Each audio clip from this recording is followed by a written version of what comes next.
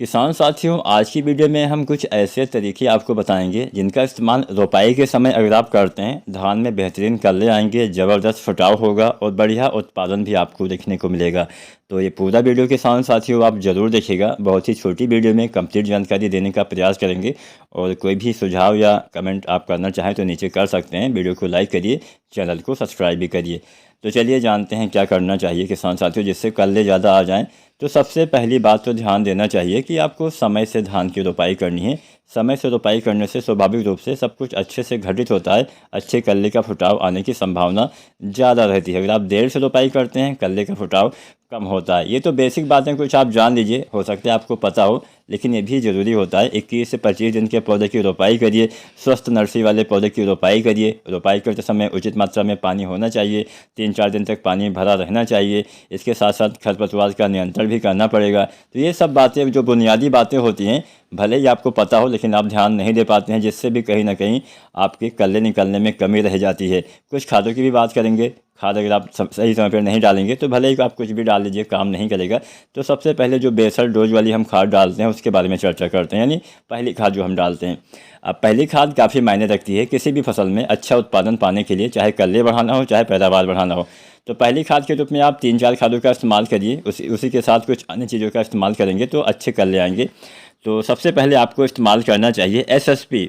मैं ना तो बोलूँगा कि आप डीएपी का इस्तेमाल करिए, ना ही बोलूँगा कि आप एनपीके का इस्तेमाल करिए। आप इस्तेमाल करिए एसएसपी यानी सिंगल सुपर फास्फेट। क्यों इस्तेमाल करना है इसका भी कारण मैं आपको बता देता हूँ। एसएसपी एक ऐसी खाद होती है जिसमें 3-4 तत्व आपको मिल जाते हैं। एक तो फास्फोरस होता भले ही कम है 16%, लेकिन मिल तो जाता है। फास्फोरस हो गया, मात्रा थोड़ा बढ़ानी पड़ती है।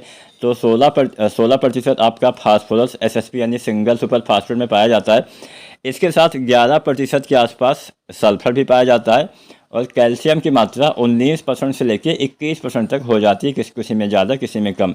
तो मोटी मोटा 19% तो रहती ही है। तो कैल्शियम हो गया, सल्फर हो गया, फास्फोरस हो गया, साथ में कुछ एसएसपी में जिंक भी 1% या आधा % के आसपास या 2% के आसपास पाया जाता है।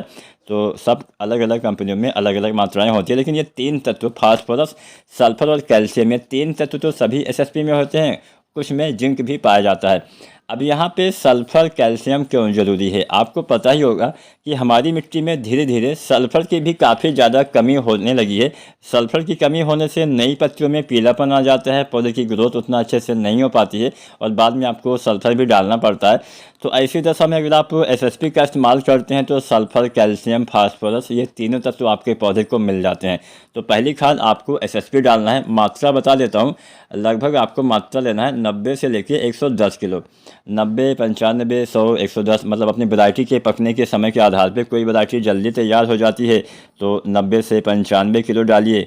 कोई वैरायटी मध्यम अवधि की है तो 95 से 100 किलो के आसपास, 105 किलो के आसपास डालिए। कोई वैरायटी देर से तैयार होती है तो वही 100 से 110 किलो के आसपास मात्रा डाल दीजिए। तो वैरायटी के पकने के समय के आधार पर मात्रा आपको 2-4 किलो कम ज़्यादा कर देना चाहिए।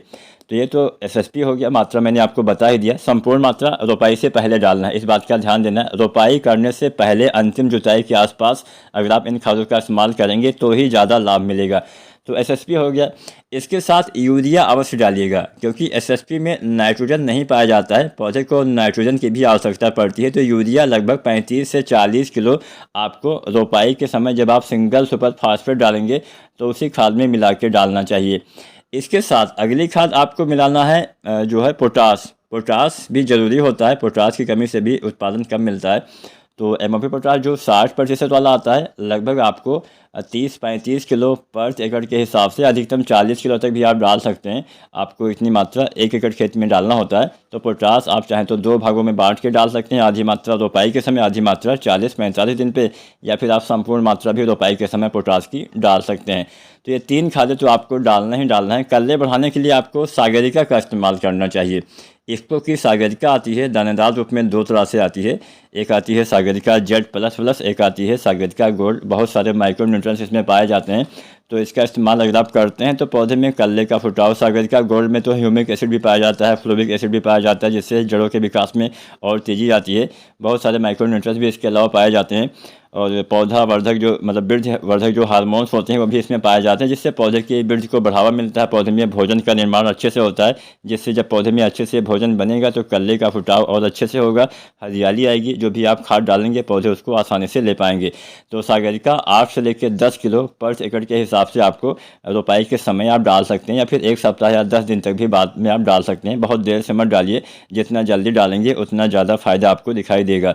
तो उम्मीद है आज की वीडियो में आपको पता चल गया होगा कल्ले कैसे बढ़ाना है। इसके अलावा भी बहुत सारी चीज़ें होती है, समय से खादों का इस्तेमाल करेंगे, समय से सिंचाई करेंगे, समय से उचित देखभाल करेंगे, अच्छे से आप देखभाल करेंगे तो निश्चित ही आप कल्ले के साथ साथ अच्छा उत्पादन भी किसान साथियों अपने धान की फसल में अवश्य ले पाएंगे।